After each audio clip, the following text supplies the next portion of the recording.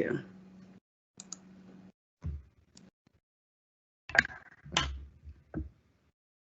Good afternoon. Good afternoon and welcome to our October Staff Town Hall meeting.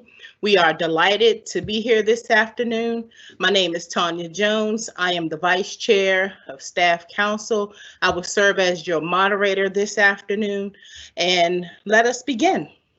Our format for today will include our very own President, Dr. Amita Breaux.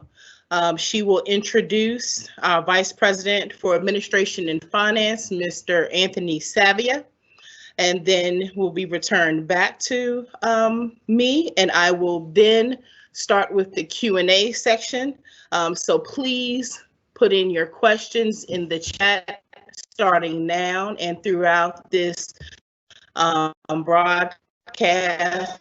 An opportunity to go through your questions. Dr. Breaux will direct who will answer your question from the cabinet, and then Dr. Breaux will close out this afternoon's town hall meeting.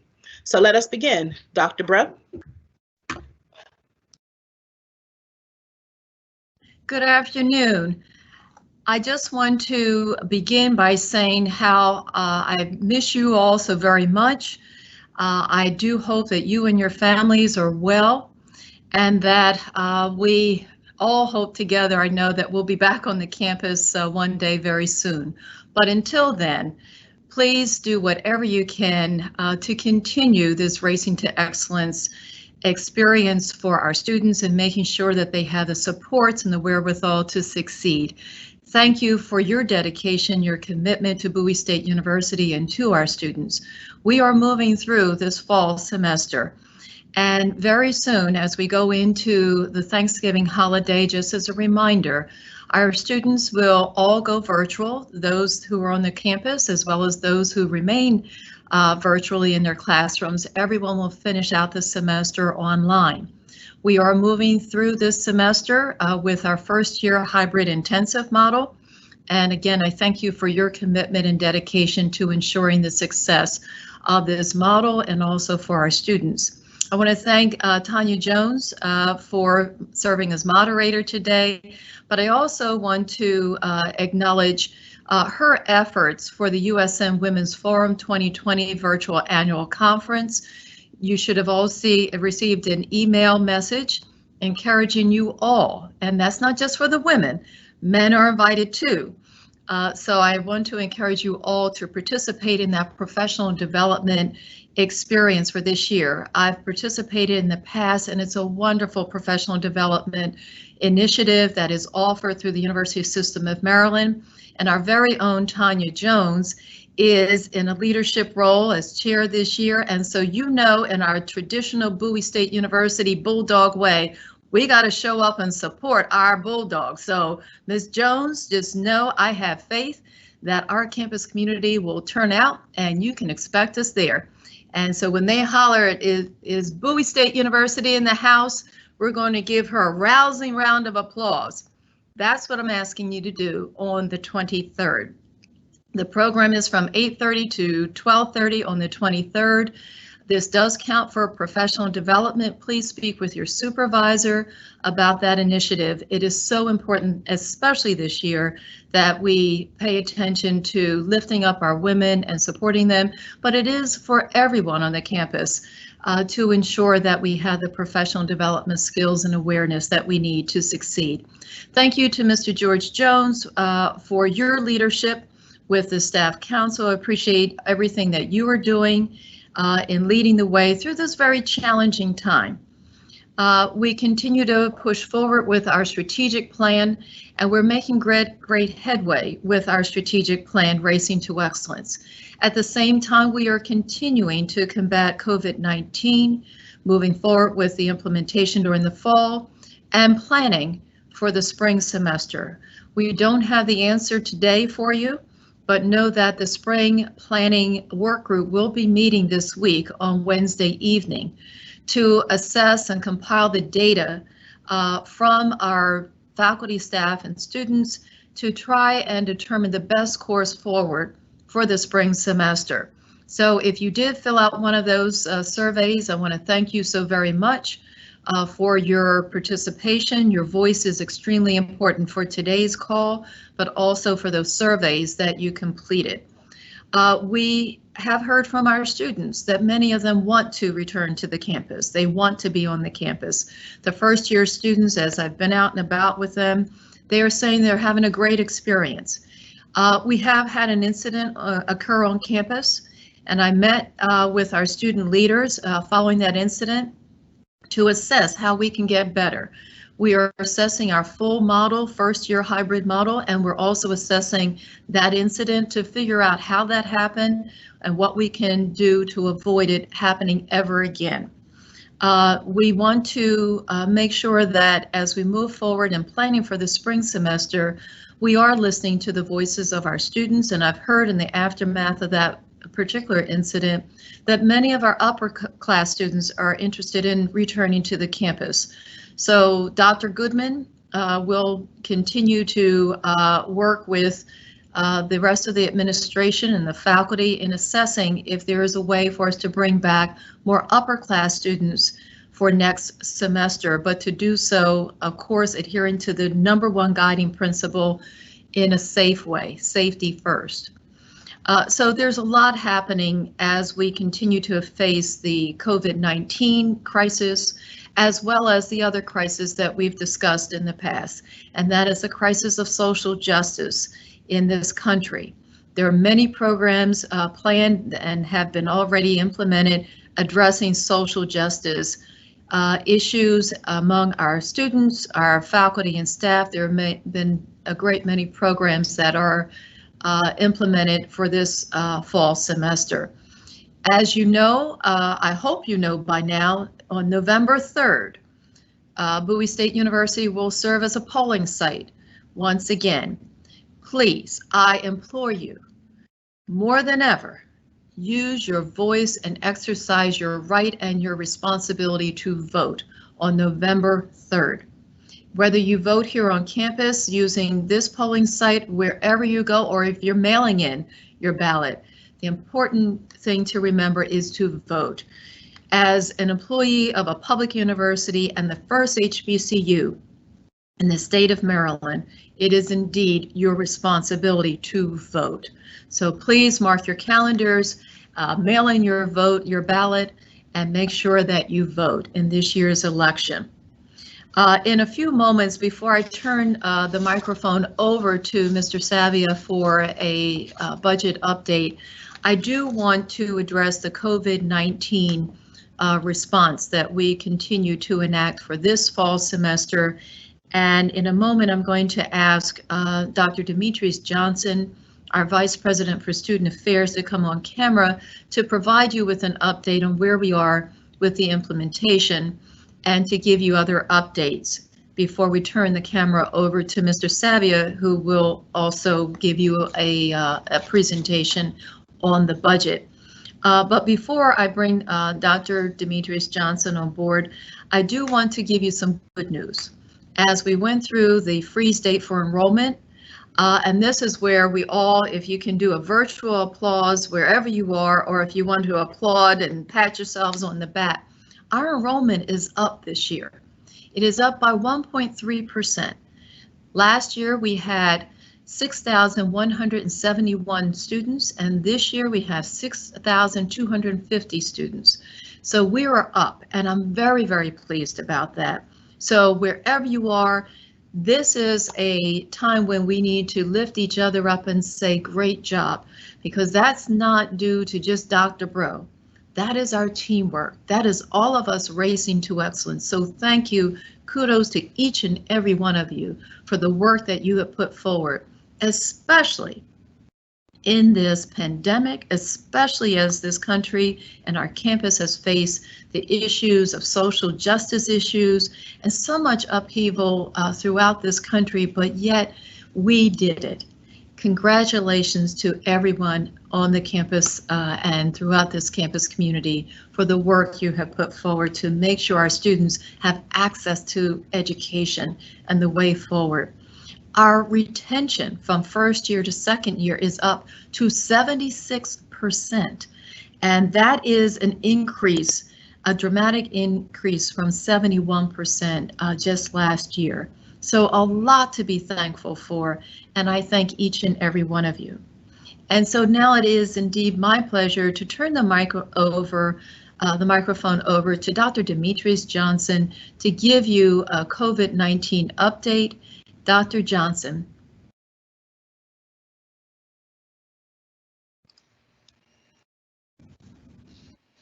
Thank you so much, Dr. Bro. Greetings to the BSU staff. I'm excited to join you again in our town hall format. As Dr. Bro indicated, there's a lot of positive news here at Bowie State University. Enrollment is up, retention is up, and quite honestly, I can be nothing except grateful and proud for the way in which our faculty, our staff, and particularly our students are maintaining the most important three things that we can do during the COVID crisis: wear our masks, wash our hands, and maintain social distance. To date, since August the 17th, we have performed approximately 2,871 FDA-approved PCR nasal swab tests. There were 39 positives out of that total number of PCR tests performed. Those numbers are from on and off campus, and let me explain what that means. This does not mean that there were 39 individuals on campus who were positive, because in an effort to be transparent and to continue to provide help and support for our entire Bowie community, if a commuting student off campus who has had no contact with the university in terms of physical presence, they too are reporting if they are positive. So do our faculty and staff. We certainly care about all Bulldogs and are doing a good job reaching out, providing help, providing support. So those 39 positives are our total population that have been reported to us, both here on campus for those who telework and for students who commute. That's a less than 2% positivity rate. If you forget everything else, here's what I hope you will remember: that we have not had a single incident on the Bowie State University campus of community spread. No individual in our community has contracted COVID-19 from anyone else in our community. That has come through the hard work of people like Darnita Smith, the hard work of Wade Henley, certainly the hard work of Dr. Rita Wutaw and Ms. Cassandra Robinson. That four-person team has worked exceptionally hard to make certain that our campus was prepared to welcome our students, welcome our staff and our faculty, and keep our positivity rate low. But this is really, truly a testament to adhering to three things that we know, based on the data, are most important: wearing our masks, washing our hands, and maintaining social distance. We can continue to forge together forward as a community if we continue to do those three things. It's important that as I share this information with you, I take a moment to insist that we not relax, that we not believe this is good news, and so that we can sit back and ignore those three things. These three things, aggressive testing along with wearing our masks, washing our hands, and social distancing, truly is what has gotten us this far. We need all members of our community to continue to be vigilant so that we can continue to maintain our low positivity rate. I have put on the screen testing date for employees because we are committed to aggressive testing, symptom monitoring, contact tracing when necessary, and we have found that employees who can find an easy place to test are more likely to comply with this expectation. So here you see today, tomorrow, and on the 14th, we will test. And then on our rotation schedule, on the 26th through the 28th, we will provide ongoing free tests for our faculty and staff as well. You can visit our COVID-19 website, where all of the information about testing, dates, population is outlined, so that you are always up to date on our plans to provide free and frequent tests for our community. Let me transition now to an email that you likely received over the weekend. I'll begin with an apology. That email should not have gone out without preparation to members of our community. And so you have my heartfelt apologies if that provided for any consternation or confusion. But here's the direction that we're moving. on top of hand washing, mask wearing, social distancing, to continue to try to keep our community safe, what that email represented is our next step. Our students here at Bowie State University are all combined within a patient portal. It is a secure patient portal interface. Our students have been using that patient portal for quite some time. We have now made that patient portal available to staff as well. There's a major difference.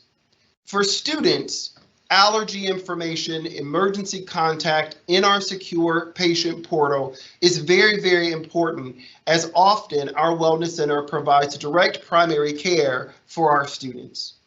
For faculty and staff, please do not ever upload any medical information into the portal. It is not our desire to have any personal medical information on members of our faculty and staff. This portal that we have now given access to staff and faculty is simply a secure way to collect COVID-19 and the symptom monitoring information that you already provide. Here's why it's so important for our ongoing hybrid model. Once your COVID-19 and symptom monitoring information is loaded into the secure portal, your phone can then display one of several colored badges. As you see on the screen, a yellow badge would indicate that there either is a COVID-19 test that is not yet in the system, or that you've missed a day from symptom monitoring. As a person who periodically misses a day from symptom monitoring, I guess we'll all be forgiven. But this way, at our front gate and at different locations around campus, you will be able to simply show your phone and give the green badge to indicate that your COVID-19 and your system monitoring are both up to date. Here's why that's so significant. Some of the feedback that I've received from members of our faculty and members of our staff is that I telework 99% of the time, that I don't intend to buy a parking decal, but I still need access to campus 1 or 3 times a week, or just periodically. To facilitate the ease at the front gate for those of us who have a COVID-19 test on file and updated symptom monitoring in the system, you would simply log in, hold up your green pass, and speed pass through the gate. That way, you won't have to be stopped, you won't have to have your temperature taken, and you won't have to have a wristband. There are other members of our faculty and staff who've communicated, I'm only here periodically, and I have someone who drops me off. I carpool, or a significant other brings me to campus. This will also support that effort. Rather now than having your significant other or carpool people having to park in a different lot and you walk across campus, simply showing your green colored badge on your phone will gain you ease and quick access to campus. If you have not performed the daily symptom monitoring, or if your COVID-19 results are not yet up to date, you will get a yellow overdue badge. That will alert our campus community, either at the front gate or other places throughout campus, that we need to be cautious. So I hope this apology meets with your approval. I certainly hope that the new badge system meets with your approval, and we won't implement this right away. We will spend a bit of time marketing this to members of our community, giving an opportunity for people to log into the patient portal with clear instructions, asking and reminding you not to upload any medical information about allergies or anything that you would give your primary care physician. We will make certain to message this appropriately so that we all at the institution understands the benefits as well as the ease of use. For me, our COVID-19 response has been coordinated, it's been clear, but most importantly, it's been shared. I'm so grateful for the faculty and the staff and the students who have been patient as we have learned more about this pandemic, that we have made plans, that we've experimented, that we've implemented. This has truly been a team approach and a team effort. So I want to thank you and just remind you, please wear your mask, please wash your hands, and please maintain social distance. Dr. Bro? Thank you, Dr. Johnson. I'm now going to turn the microphone over to Mr. Anthony Savia to do a budget update. And again, let me just say to you that we are continuing to move forward this semester, moving forward on our strategic plans, as well as addressing the crises that we have faced this year. I want to remind everyone to please go into the COVID-19 webpage if you ever have any questions about this plan, how it's being implemented, and continue to use the COVID-19@bowiestate.edu email if you ever have any comments or questions that you want to share. Mr. Savia? Good afternoon. Thank you, Dr. Bro, and welcome everybody to this afternoon's staff town hall. Welcome again to what we have been attempting to do is provide you on regular updates on where we are, the campus is, and with the COVID, with just the status of regular everyday operating procedures and such.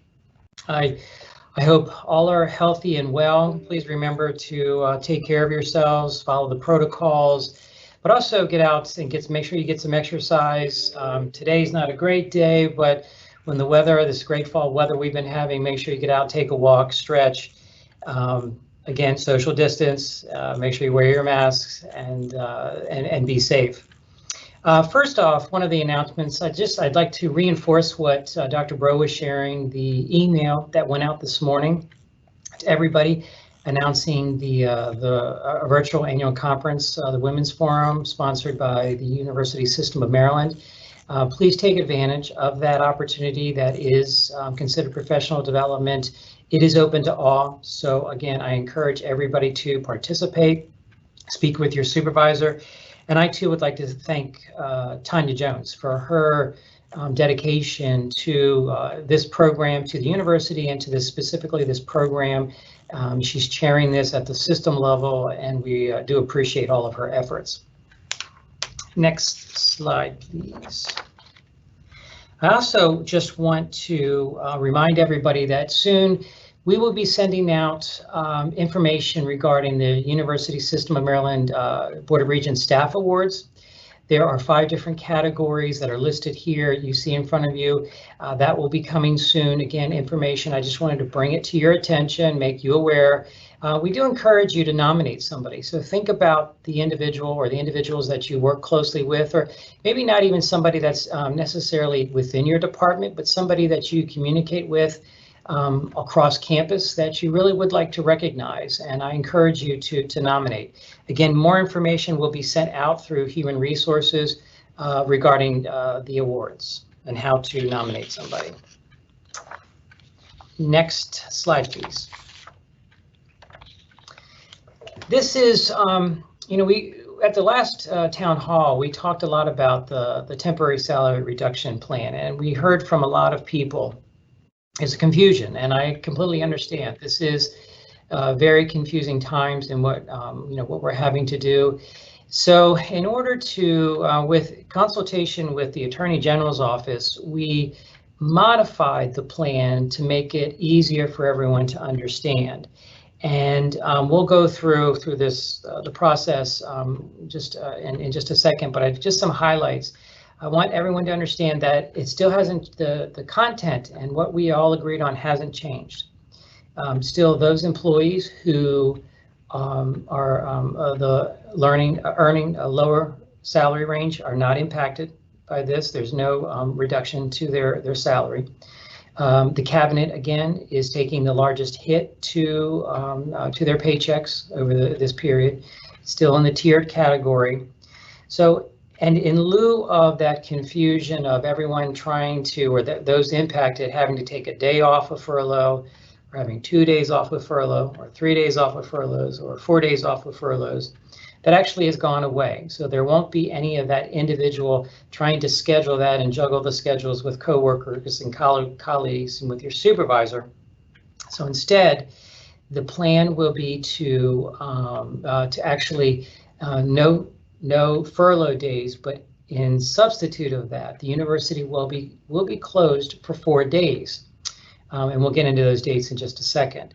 In addition to the changes, we are in the deductions, instead of having deduction, a one lump sum number taken out of one check, each depending on your days associated with your salary, it's actually going to be spread out in smaller amounts over 6 paychecks, so 1 per month for 6 months. So what you see here on this slide is, again, just we've got this new plan replacing the old one, no furlough days, but then just to show you the percentage amounts that we're deducting, which equal the days. So if we can jump to the next screen, please. I mentioned instead of having lump sums taken out 1 day, which is actually, it could have a very negative impact on somebody's paycheck. What we're going to do is do a breakdown over 6 paychecks, or 6 pay periods, not paychecks, because we pay twice a month, but one per month, so that the dollar amount is much smaller and the impact financially is much smaller. And there you see the dates of when the deductions will come out of the paychecks. This was also sent and it's published on the Human Resources website. Next slide, please. This gives an example of, we'll talk about the example as far as the salary reduction, but I also wanted to mention those 4 days that we had talked about. So in lieu of having the furlough days, the university will be closed for 4 days. Those dates are Wednesday, November 25th, Tuesday, December 15th, Tuesday, the 22nd, and Wednesday, the 23rd of December. Administrative leave will be granted to those impacted if they're furlough days. Let's say somebody has 1 furlough day, so that's impacted out of their paycheck and they were supposed to take 1 furlough day. These 3 other days are administrative days off for you. So that's how you would identify on your timesheet. And then that example right there, it just highlights somebody earning 70,000 would have 2 furlough days. The total amount would be 539. So instead of taking out 269, it's going to be spread over 6 months at one time a month at 89.83. So this is to again really lessen the burden financially for people, and instead of having those larger hits on their paycheck, it reduces it to 1. So again, I want to the smaller amount, 1 per month. I want to stress that that we will have days off. Individuals will have days off. They're just scheduled off when the university is closed now. I'm sure that we'll have additional questions about this, and that's fine. So I'm gonna I'll wait when we get to the Q&A section to talk more about this if anybody has any questions. So if we could jump to the next slide, please. I'd like to give you just an update on some major projects that are going on campus right now. First off, throughout this year, even though it was virtual, we did work on our updating our facilities master plan. There were community involvement throughout the entire process, not only here on campus, but the surrounding community, City of Bowie, the Prince George's County and such. And thank you to everybody who's participated in the virtual town halls about that, the surveys that were sent out, the discussions. We truly appreciate that. Our goal was to have this complete next month, and then we would take it to the system office early January of 2021.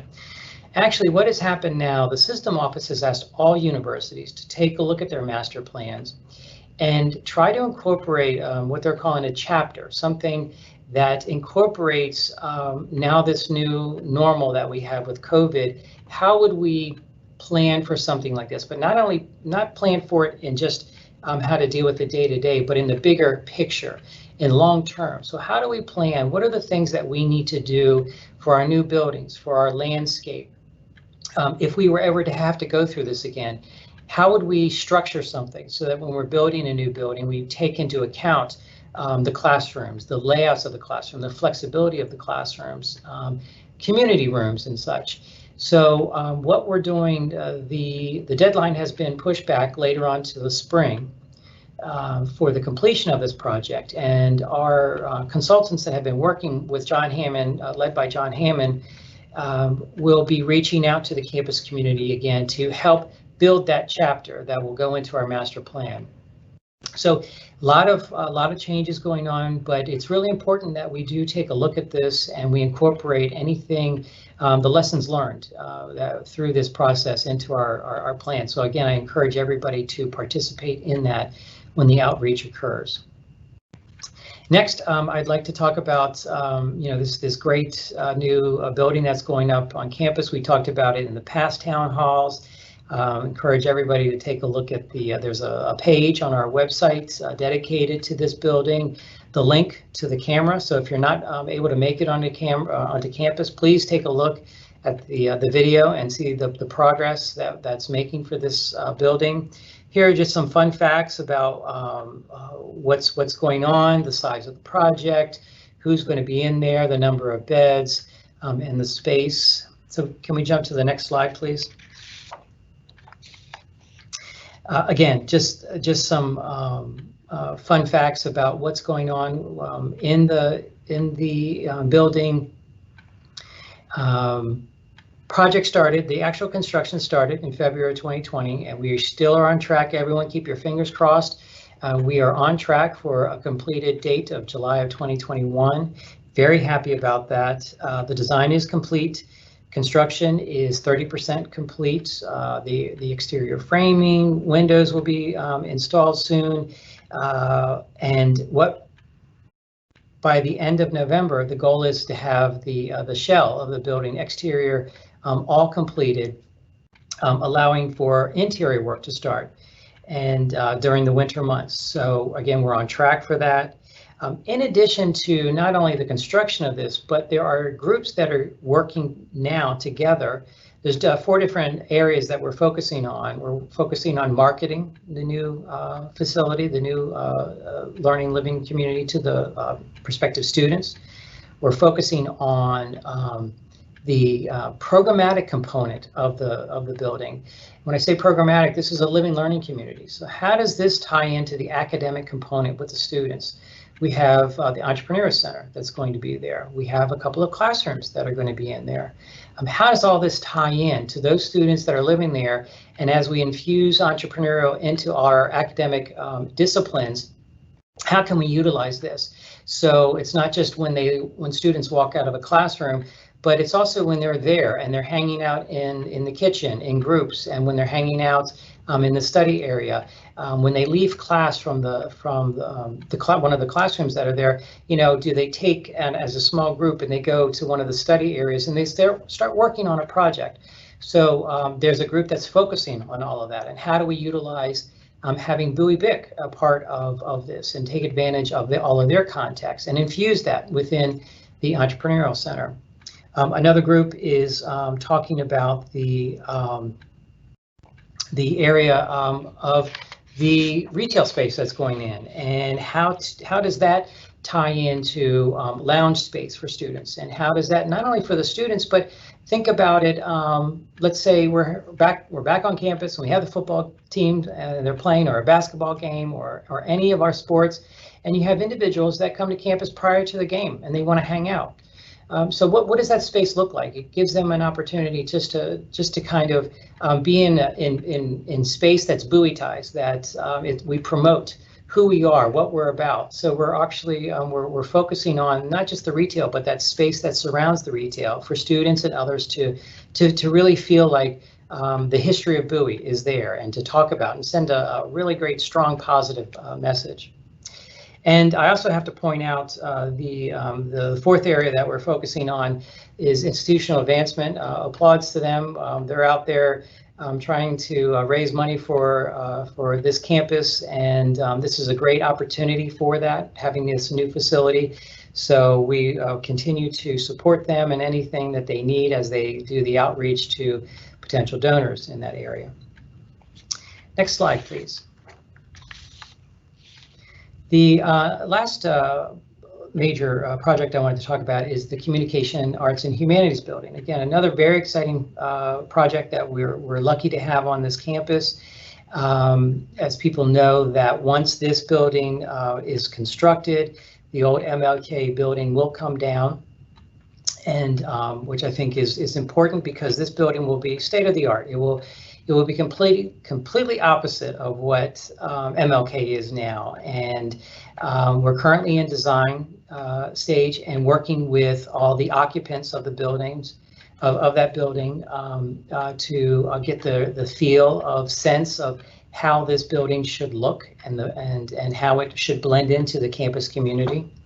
Again, the departments that are housed there will be communications, language, literature, cultural studies, history and government, and ROTC.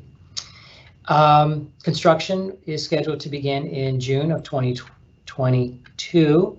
The building will be complete and ready for use by the spring semester of 2025. It'll house the TV and radio stations, and they have a 1,500 seat auditorium. Design is 20% complete with the what's called a massing of how the building will be placed on the property, and it'll go in the parking lot next to Henry Administration and next to the MLK building.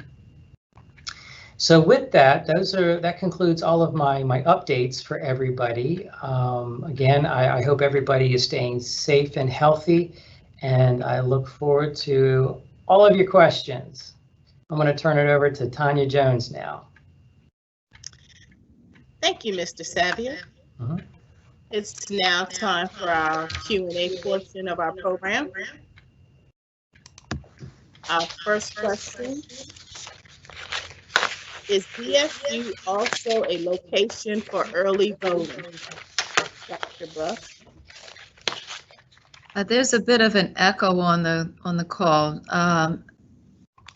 When we have James Gym set up for the voting site, and so there is a box that is available for you to drop off your ballot over at the James Gym. Great. Our next question, still in line with that question, says, I saw on the election site that there will be a ballot drop box available at James Gym starting from the 15th to the 17th. Any updates on this? It will, as far as we know, it's still going in for that scheduled time, so make sure that you drop off your ballot. Thank you, Dr. Bro. This is not a question, but a comment. Thank you for the free and easy COVID testing on campus. You're very welcome, and I'm glad that you're availing yourselves of that testing that's available. Thank you so much for that message. I appreciate that. I know Dr. Demetrius Johnson, as well as Dr. Rita Wuta, and the entire Henry Wise Wellness Center thanks you, and thank you for keeping our campus safe. Appreciate that. Thank you. This next question, the staff member says, I am also a student at BSU, but do I need to upload my medical information? No, you do not need to upload. Oh, I'll just have Dr. Johnson answer that question. Thank you, Dr. Bro. For that question, you do not need to upload your medical information. The portal will work for you as a member of the staff without any medical information being uploaded. Thank you for that question. Thank you, Dr. Johnson. The next question, why was December 15th chosen as a day for the university to close opposed to December 21st? Mr. Savia, I will allow you to answer that question. Sure, absolutely. No, that's a great question. I'm glad somebody did ask that so that I can share with you. There was a process that we went through in order to look at the days. And you have to understand, we are in the middle of a semester. Students do have classes, And one thing that we have to maintain are individual contact hours, student contact hours with the students. So we couldn't just pick certain days. And not only the contact hours, there's also dates that faculty have grades that are due. So we had to put all of that out on a table, look at all the dates of when finals were due, commencement, the contact hours, and when things were due. And that day is a study day. So there are no scheduled classes that day, and there are no grades or anything due that day for the faculty. So that's why that date has been picked as opposed to the 21st. Thank you, Mr. Savier.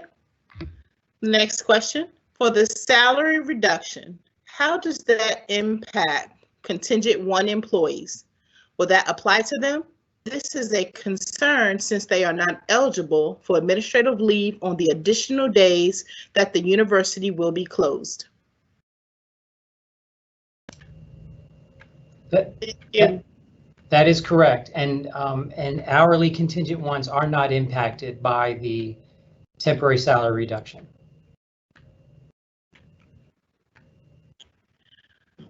The next question.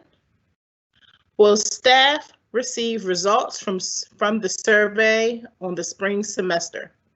What is the project date to advise staff on returning in the spring semester? Dr. Bra, I think you're muted. I knew it was going to happen at least one time when I put myself on mute. I apologize. We are compiling those results, and the cabinet will be reviewing the information on Wednesday and then sharing that out with the work group on Wednesday evening. And we will put out a summary of those results and our findings. Thank you, Dr. Brown. Mr. Savier, did you want to add something there? Yeah, there was something new. Is it possible to Mr. Savier is trying to say something. Oh, I'm sorry. Go ahead. Just go back to one of the previous questions having to do with the drop box. The drop box will actually be at Robertson Hall parking lot, not James Gym, and that'll be placed on 10/15, so just 3 days from now, at Robertson Hall. We need to make sure that we coordinate some more. It's actually printed on the information that was mailed out with ballots, so we need to really continue to publicize that more, Mr. Savier, because it was in the information I received, and I'm sure we all did, on where to drop off your ballot. So let's make sure we scale up our signage on campus for that, and also coordinate more with the county to make sure everyone's aware of that change, because it was in the printed information that was mailed out. Absolutely. Mm-hmm. Thank you both for that clarity. Continuing with the next question. I am on campus almost daily. Is it possible to exit through the entrance loop road as opposed to driving all around the campus? We have protocols in place trying to manage in the best interest of the campus, and this has been something we've employed for a while, and so I'm sorry to say we're going to continue on with our protocol. It is working out very well for organization. We have a number of moving parts to this plan, so I ask for your patience as we continue to implement this plan.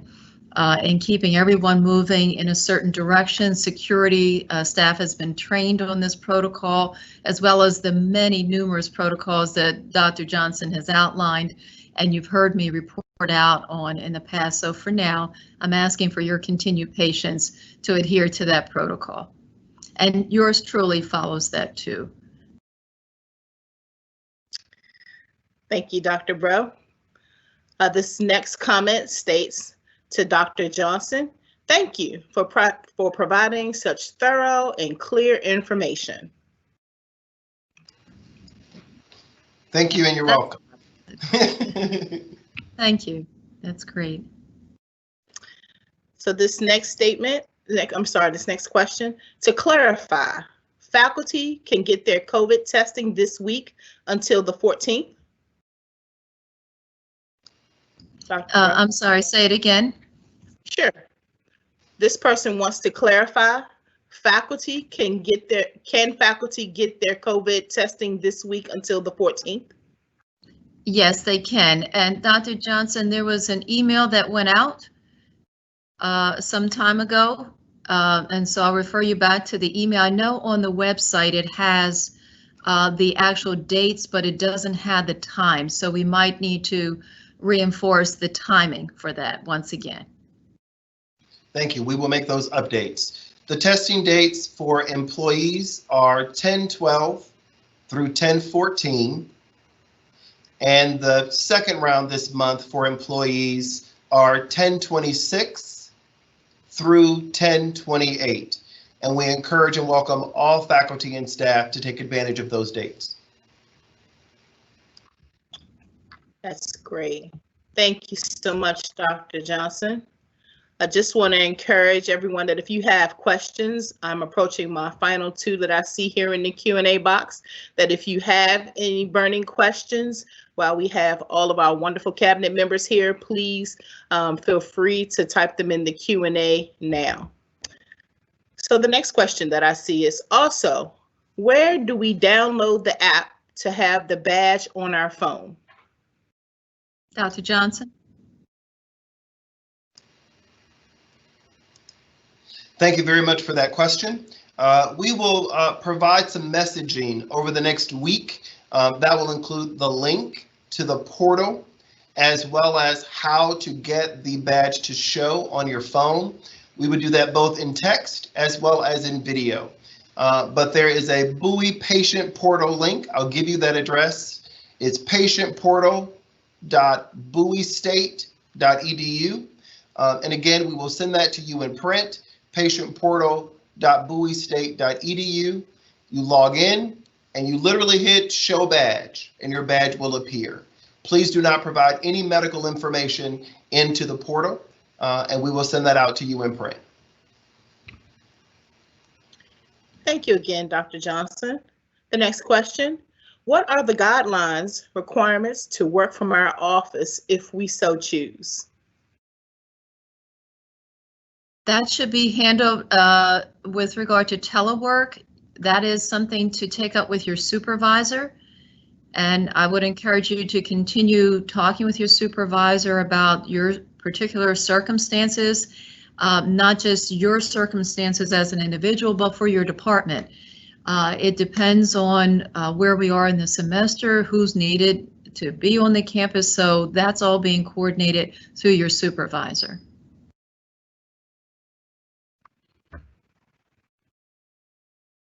Good questions, very good questions. Ms. Jones? Oh no, I hope she hasn't. Oh, there you are. You had frozen for just a moment. Technology is a challenge while the rain is happening. Thank you for your patience, everyone. The next question I have is, Mr. Savia mentioned that the new communications building will be in between MLK and Henry Administration Building. Does this mean that the parking lot next to the panel will be gone? Mr. Savia, would you like to address that? Yes. That's it. That's all I want to know. That is true. It is parking lot that will go away. We are well aware of that. The good news is we have our newest lot I at the northern part of campus that has opened, and it's lonely. It's looking for cars. It's looking for everybody to come back to campus so we can fill it up. And we are taking that into consideration as part of our master plan, not just the building and taking over that lot, but next door to it. What about when MLK comes down? What does that become? Does that become more parking? We're looking at other other different types of parking options and such. So we are well aware that that parking lot will go away. And the good news is we have some time, not a whole lot of time, because we do need to plan for it, but we are aware of the changes. But again, we've got that wonderful, beautiful new lot, Lot I, that we want to take advantage of as well. Thank you for that question. Thank you for that answer. We will continue to be vigilant on parking. We do know that that is a concern. Let me also remind everyone about our efforts to reduce our carbon footprint and how important it is for us to continue working on the initiatives under the university plan to reduce our carbon footprint and the work that's going on with C4 here on the campus. Looking at the use of cars coming to the campus, it is indeed my hope that while we continue to address accommodating the cars that are coming to campus, that we also find ways of reducing the number of cars that are coming to the campus using public transportation, looking at ride shares, looking at other ways that we don't all have to continue driving, which emits more CO2 into the air. And at this time, I want to applaud the efforts underway with the C4 committee under Mr. Jabari Walker, who's been doing some outstanding work in that endeavor. He has been helping with campus initiatives as well as throughout the region, working to connect Bowie State University with a larger plan for reducing the carbon footprint for organizations across this region. So let's not just look at where, we need more parking, but there's a bigger plan as we face issues with our climate, and we all have to do our part to reduce that. So I'll look forward to hearing more of your ideas through the C4 committee and coming up with new initiatives that reduce the number of cars coming to the campus. Public transportation's right here on the campus with the MARC train station. Thank you, Dr. Bro. The next question, when will staff know if they will be returning in the spring? Well, you will know when we make that announcement within the next couple of weeks. We will be making an announcement. As I mentioned, we have the meeting for the cabinet this week. We meet every week on Wednesday mornings. This week, top of the agenda is compiling the results from the survey. We will then share out the information with the planning group for the spring semester Wednesday evening and starting to put a plan together. As you've heard me say, we've gotten feedback from faculty, staff, and students, and so we will be sharing that information with the work group, the major work group on Wednesday. And as soon as possible, we hope to get that announcement out to you. We've heard more students want to come to the campus, but we know we can't bring everyone back. We've heard that there's a real need for us to have more upper class students come to the campus, perhaps graduate students, but we need to do the right balance so that we can do the social distancing, address the safety concerns as our #1 guiding principle. So I would say within the next 2 weeks, you will be hearing a final decision and outcome as we look at the data. Thank you, Dr. Bro. Recognizing that we have about 6 minutes left, we will take just a couple more questions. These next 2 questions I will join together. They are, does the COVID testing include antibody tests? And how often should staff be tested? Yes, those are great questions. Dr. Johnson, I'll field those over to you. Thank you, Dr. Bro. The PCR test is the FDA-approved nasal swab test. That is not an antibody test. The antibody test, the rapid result test you often hear is the antibody antigen test. Those we have joined in a White House initiative. Those tests are being supplied to HBCUs throughout the country. I don't have a time frame when those will arrive, but we have asked for our portion of those rapid tests, and we'll be deploying those on our campus as soon as they arrive. I will say that the most reliable test is the PCR test, and that is the gold standard kind of across the industry that the FDA has put out its efficacy, has put out its reliability, and has asked that that test continue to be at the forefront of the way in which we catch suspected cases. But the rapid antibody antigen test we will begin to use in limited ways, in the most appropriate ways once they arrive based on the White House initiative for HBCUs. I just want to put a finer point on that. That is the Abbott test. So as you hear the scientists talk about the antigen test, we are utilizing, as Dr. Johnson said, a test that is FDA approved. You may hear scientists talk about other types of tests. I want to be very clear with which one we are using. And we're thankful that we're getting those at no cost to the HBCUs. And so stay tuned, there will be more information coming out once they arrive on campus. And just the second part to that question was, how often should staff be tested? Dr. Johnson? Faculty and staff are asked to be tested every 30 days. As you hear by the schedule that we've outlined, we are providing the opportunity to be tested every 2 weeks and every month. So twice a week and every month, we will provide that opportunity to faculty and staff in order to help staff remain compliant to our every 30-day expectation. And Dr. Johnson, for this week, again, the hours for testing this week? 9 a.m. To 4. If you show up at 8, they'll still take you. If you show up at 4:03, they'll still take you. And so we encourage folks to come early, to make appointments in advance on the wellness website or through the portal if you've logged in, so that we expect you, but 8 to 5, but really we're targeting 9 to 4 as the best times. Thank you. Thank you so much, Dr. Johnson.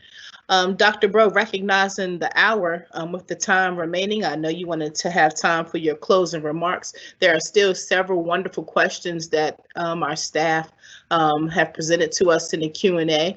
If you wanted to kind of just address that as a whole, when we might be able to get back to those questions at a later time. And I turn it over to you. Thank you so much for having me as your moderator today.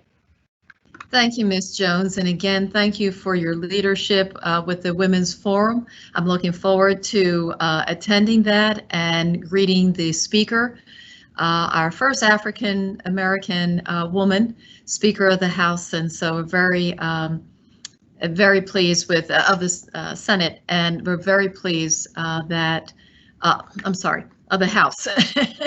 We're very pleased that she will be addressing the Women's Forum on the 23rd. So with that, let me just say thank you for your questions. Thank you for your participation today. Please continue to practice the protocols that you've heard here today, washing your hands, practicing social distancing, and wearing your mask. As always, you know I do a show and tell, correct? So this is my show and tell. This is the mask that I'm wearing for today. Make sure you continue to wash your mask and keeping that clean. And I hope to see you very soon on the campus. Thank you for your dedication, your commitment. For the questions that we did not get to, I just want to remind you that the questions and the answers that were given today will be posted to the Q&A up on the webpage. I ask that you continue to check the COVID-19 webpage so that we will be able to address any concerns and questions that remain on your mind. Please do not hesitate to communicate any questions or concerns you have following this program to covid19@bowiestate.edu, that email address. Continue to follow the community announcements and also reading the BSU newsletter that gives you a lot of the updates, not just about COVID-19, but information on the many wonderful things that are happening here at Bowie State University. And then don't forget to follow me on Twitter, @PresBro on Twitter. So those are the many ways that you can continue to follow what's happening at BSU. Until we see each other again, Stay safe, stay well, and I will keep you in my thoughts and prayers. BSU. Take care, everybody. And thank you, Ms. Wedderburn. And Mr. Vernon, thank you so much for all the behind the scenes that goes into putting this together. We appreciate you so very much. Take care, everybody. Stay well.